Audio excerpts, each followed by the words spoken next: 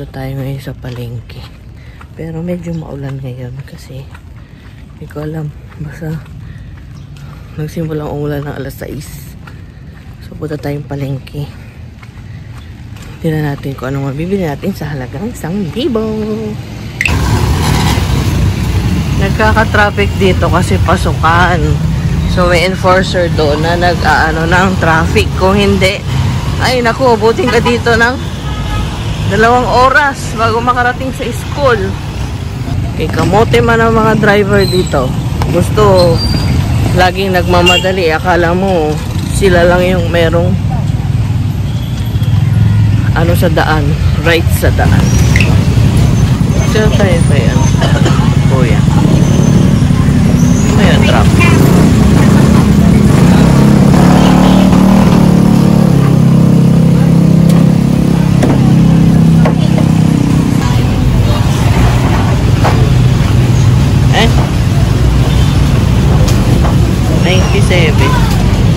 Magkano yung manok te? Yung isang buo? Ito pong breast. 97. 97 lang yun? Isa pa.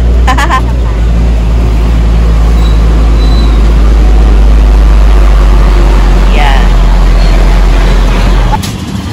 Yeah.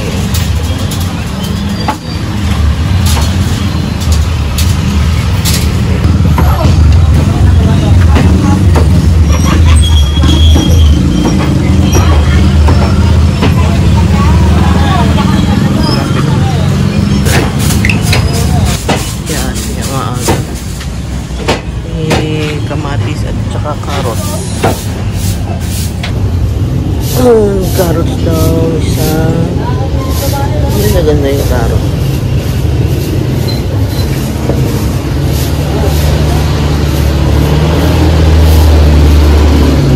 Tayo ng basket. 55.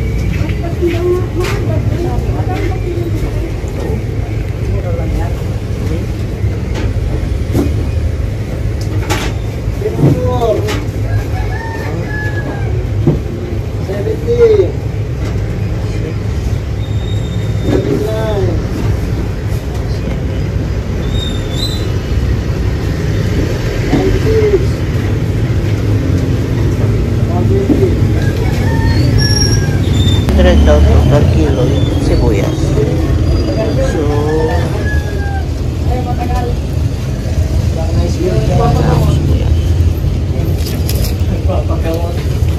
Matagal talaga yun. Ang sakit. Ang sakit? Oh.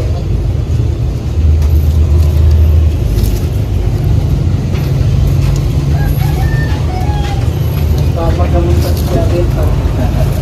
Sabi, pinapena ko. Wala ba?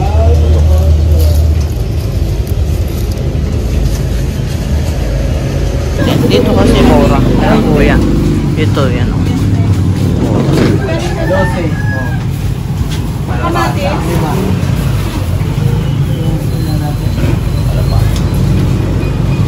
Tignan natin kung magkano na yan.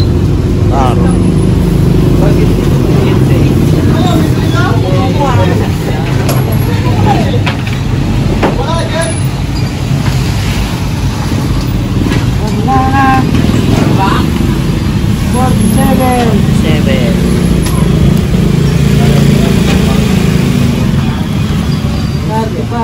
Malang karot.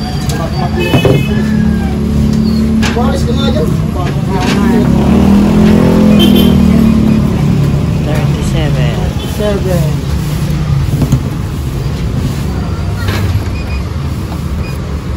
15. Isang peraso. Magkano ang luya? Lawek?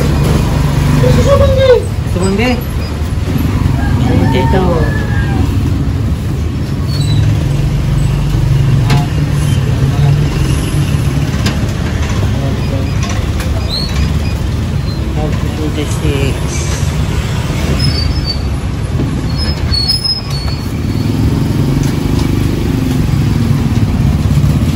Kano lahat ko yan? 196. Kung pula na yung traffic nila doon. tayo naka 900 tayo. Nakita niyo yung gulay, sibuyas, kamatis, 196. Tapos isang buong manok 260. Yung breast dalawa 191 plus 250 na giniling, di ba? May natira pa tayong 100 kasi meron pa tayo dong 2 kilong isda. Kaya hindi ako bumili ng isda. So nandito na tayo sa ayan. So ambon-ambon na lang.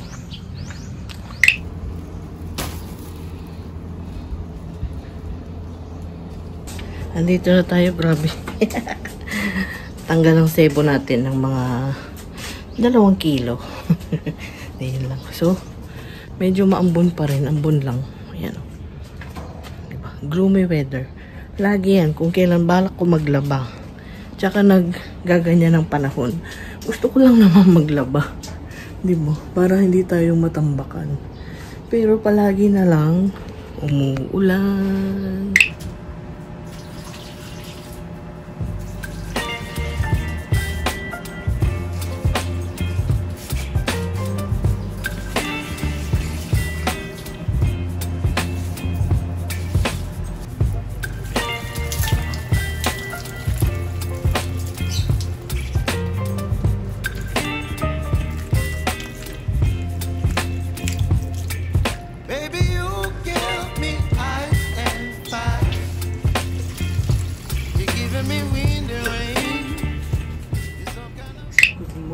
Good morning. So ngayon, magluluto tayo ng almusal.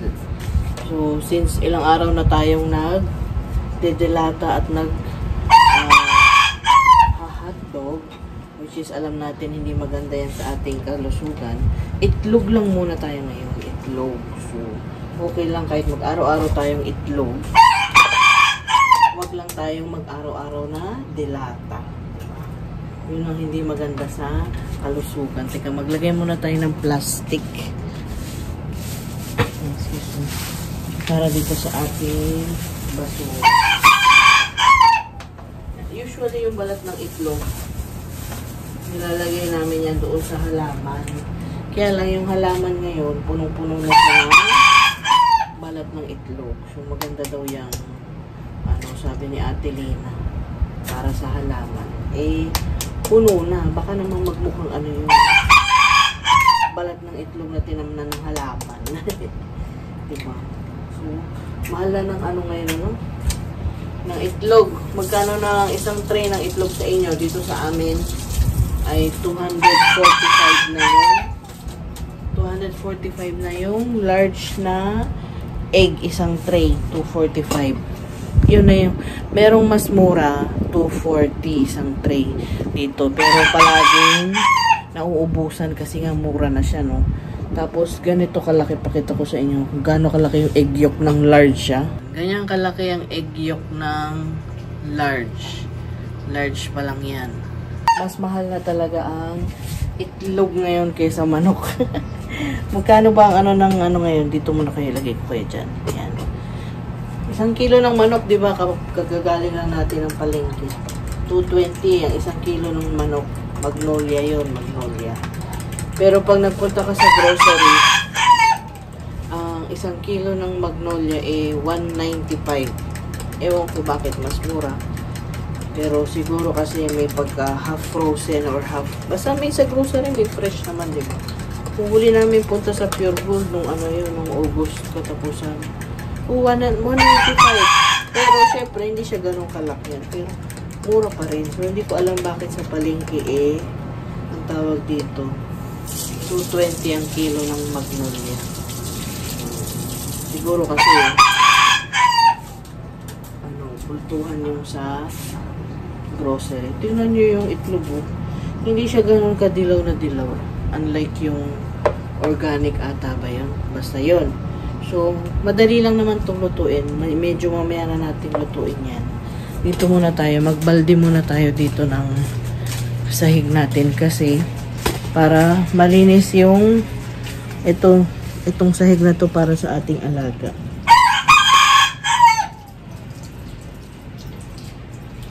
Kung may mga alaga kayong mga aso o mga pusa, dapat palaging malinis yung paligid nyo para hindi sila magkaroon ng garapata o ano dyan, fleas. Kailangan laging malinis para iwas, alam mo yun, syempre, iwas sakit sa ating mga alagang aso. Diba? Dapat lagi malinis ang paligid.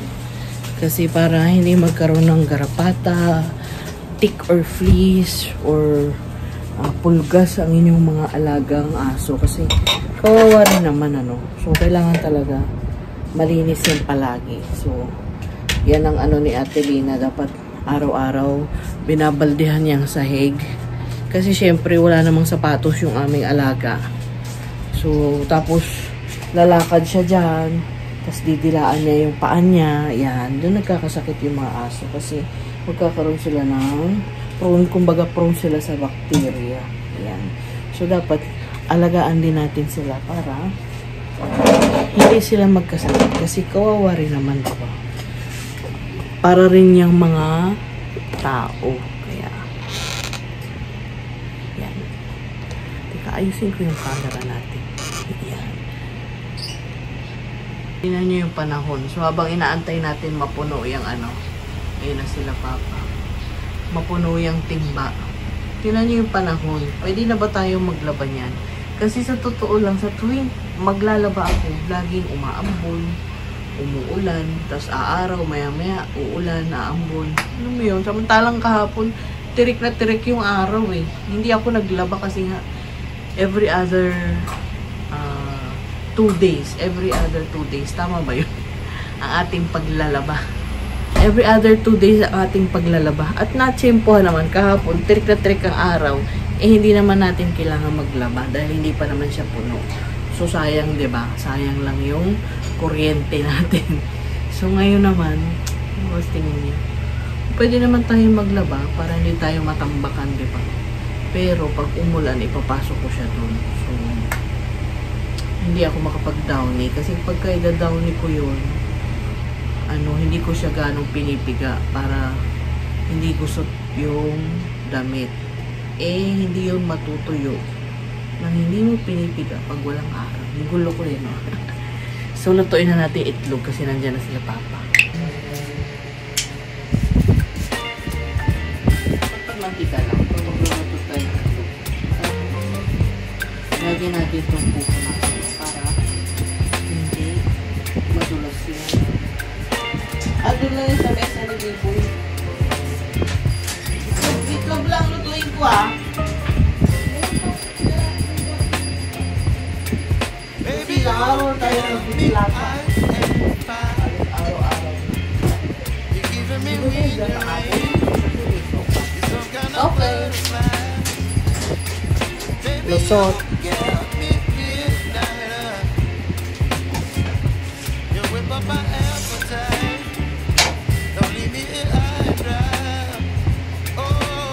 Ulit. Parang pizza pie.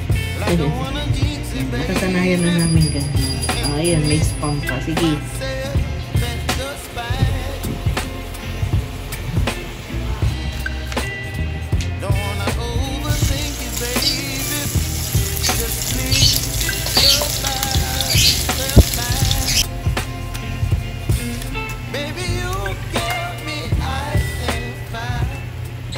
Ayusin natin yung ating mga pinamili.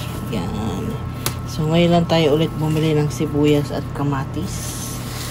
Kasi meron pa tayong mga natira. Yan. Ito yung lagayan natin ng sibuyas. Pero, ayaw ko yan mawawala ng laman. Kasi, maganda tingnan puno.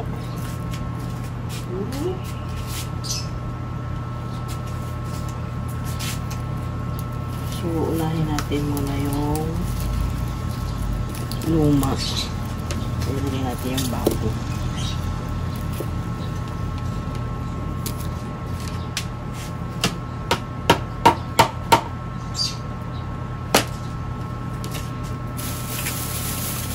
So, bumili rin tayo ng luya. Yan. Tapos, 2 carrots. Ay, kamatis na ito. 2 carrot. Ito muna kayo para hindi kayo mabasa. Carrot. Actually, maganda yung carrots nyo. Tapos, bell pepper or capsicum. Ayaw magpakuha ng isang carrot. Repolyo. Yan. Liit lang. Diyan. Maganda yung mga carrot. Kinakain ko ito ng hilaw. Basta matamis. Isa. Ayan natin.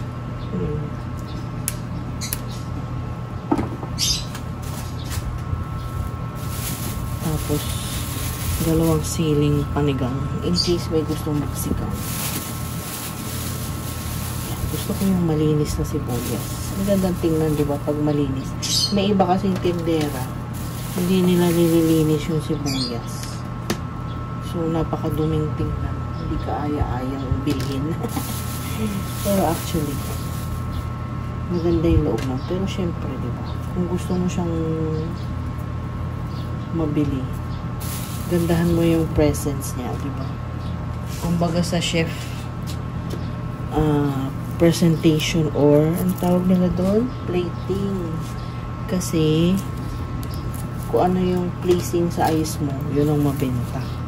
Totoo yan. Diba, parang nabibighani ka. Pero minsan nadi-disappoint ka sa lasa pag natikman mo na. Pero ito, basta gusto ko malinis. Malinis yung sibuyas. So, puno na ulit yung ating lagayan ng sibuyas. Itong kamatis, doon yan sa loob eh.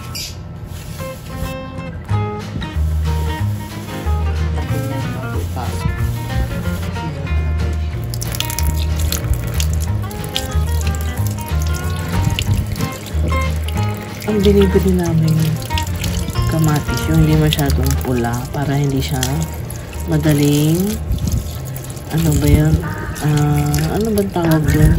Yung lumambot. Pag masyado nang malambot kasi, hindi mo na siya magagamit. Yung hindi mo siya ma-stock sa ref ng matagal. So, dapat mga ganitong kulay pa. Yan. Yung medyo matigas-tigas. So, pag ginamit namin, pula na siya. Diba?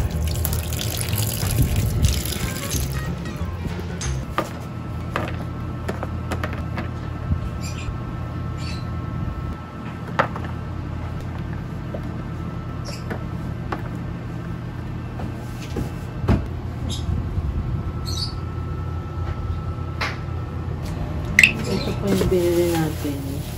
Yan, giniling. Medyo madami-dami yan kasi yung kalahati amin. Kalahati para sa amin. Alagang aso. Tapos ito, yung 2 chicken breast at isang full chicken. Yan.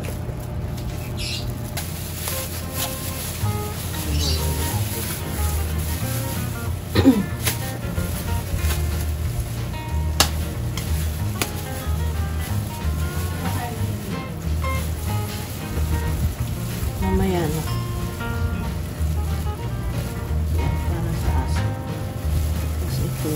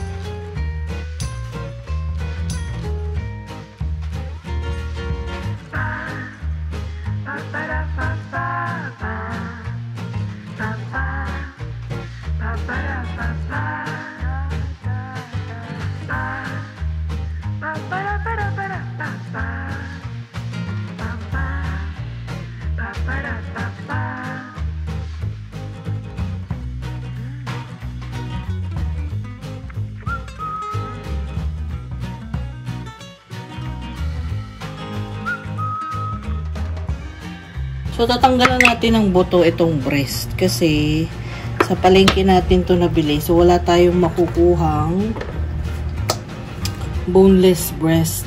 Tama ba yan mga sis? Yan. So, kasi gusto natin tong gawing chicken tenders para tayong gagawa ng Racing Cane inspired. Wow! Racing Cane. Yan. So, dapat matalas ang ating kutsilyo. Ingat lang po sa kutsilyo. Ingat ako sa kutsilyo.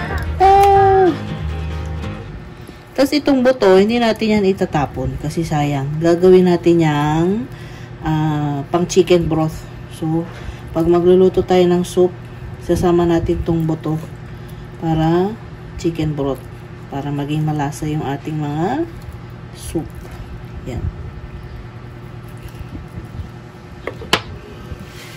Diba malasa? Matalas naman yung ano ko eh. Chili ko. Yun. Sadyang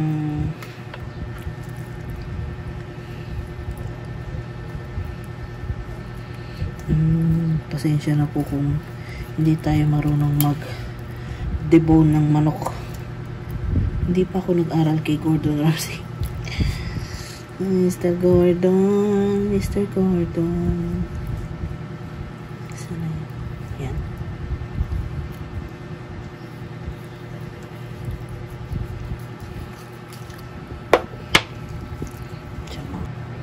So, na-debone na natin. So, medyo may laman pa yan. Pwede natin yung ilagay sa ating chicken broth. Kasi mahilig kami magsotanghon, mga ganyan. Sarap yan. So, feeling ko parang kulang itong chicken breast na nabili ko.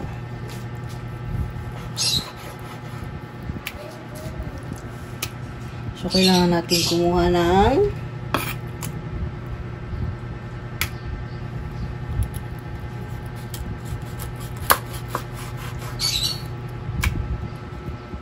isa pang pang-preto dun.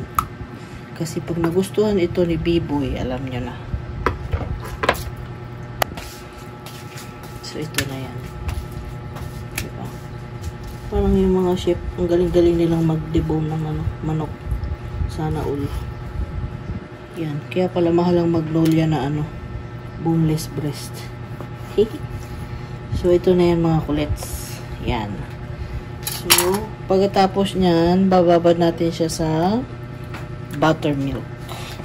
So, paano ba gawin yung buttermilk? Gatas.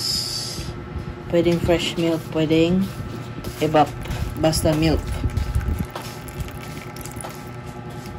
Kanina binabad natin to eh. Kumbaga binaray natin yung chicken sa water and salt para tender.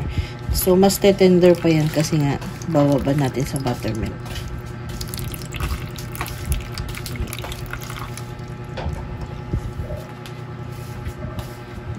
Ang kahalo ng buttermilk ang halo ng milk ay white wine vinegar. Pag wala kayong white wine, ang best alternative nyo ay rice wine vinegar. Pag wala, lemon juice. Pagka wala, white vinegar. Konti lang. Kailangan lang talaga may acid ng konti. Nilagyan natin ng salt. Yan. Tapos pepper. Yan ang pang marinate nyo sa inyong chicken. Mix. Yan na yung chicken. Isang oras. Pero mas masarap to kung overnight.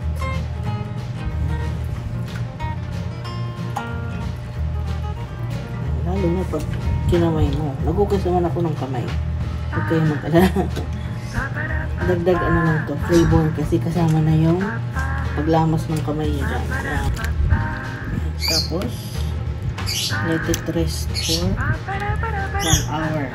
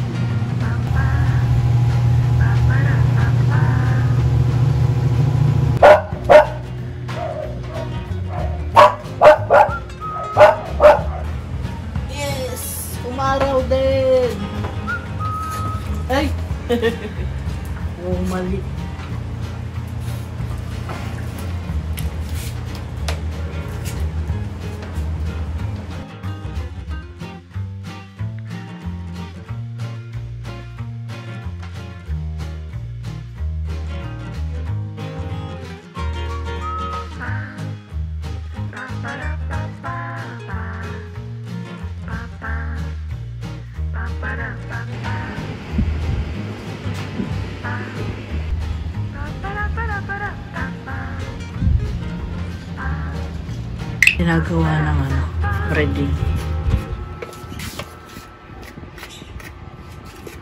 Ano to? Lalagyan. Ah.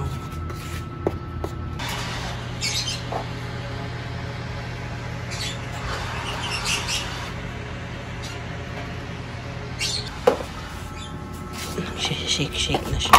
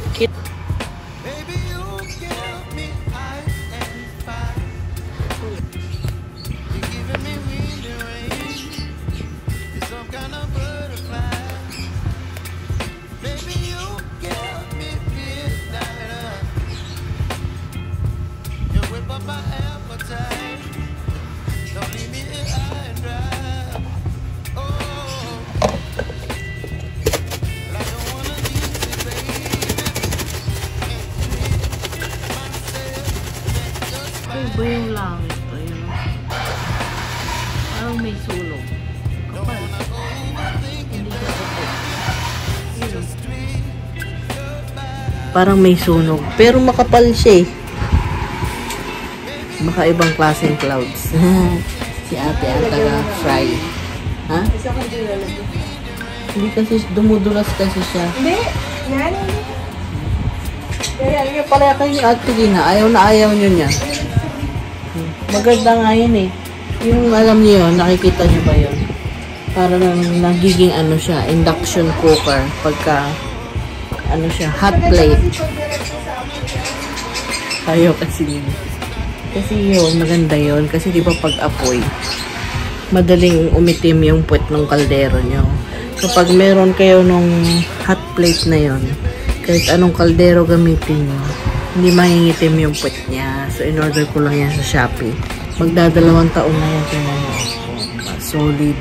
Hindi siya na-deform. Hindi siya na ano. Yan. Ipakita ko yan. Yung hot plate na yan.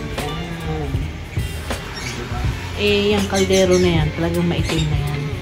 Yun na yung kaldero na yan. Pero pag yung bago kong kaldero, ayaw ko i-direkta sa apoy. Kasi ang hirap tanggalin ng itim. Minsan hindi na natatanggal.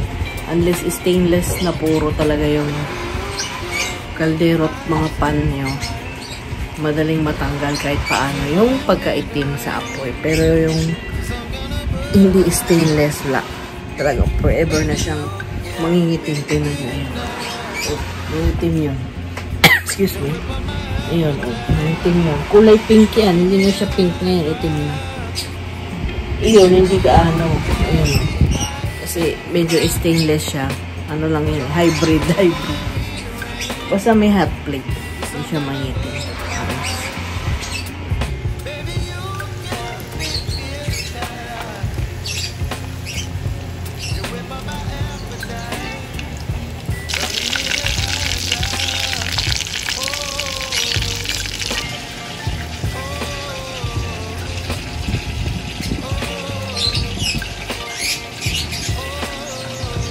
Ay,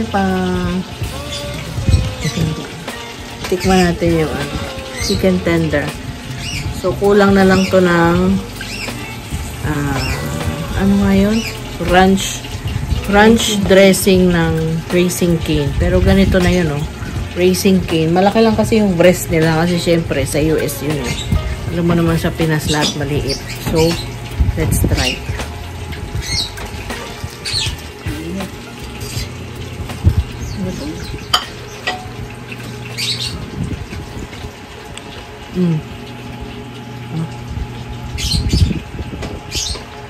Sarap. Sarap. Siyempre ako nag-marinate. Si ate nag-plate to. Masarap. Tender yung chicken. So, kailangan mo lang talaga yung ranch dressing at saka yung brioche bun ng Raising Cane plus yung french fries nila.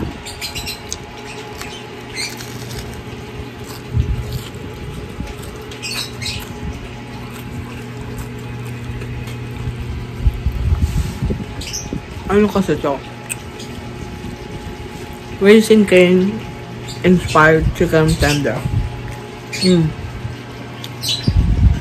Trending yan ngayon, nagba-viral. Kaya marami na rin kagaya. Pwede nyong ibenta, diba? Pero kami, kakainin namin dito. Pwedeng panghanda. Patikim natin doon kay Bonsoy. Sarap eh. Malasa siya, ano? Mas ibabad mo sa ano? Buttermilk. Pero yung Saka- buttermilk lang. Hindi siya dry. Buttermilk lang. Milk, tsaka vinegar, tapos salt and pepper. Okay. Pag walang white wine vinegar. Ito.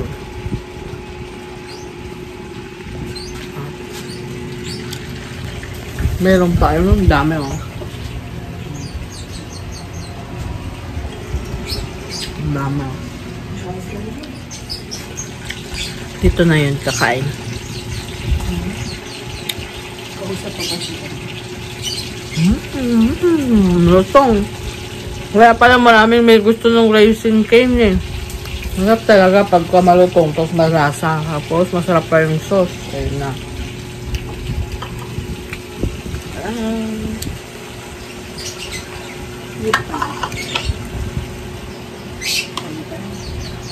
Parang Baka pang Korean.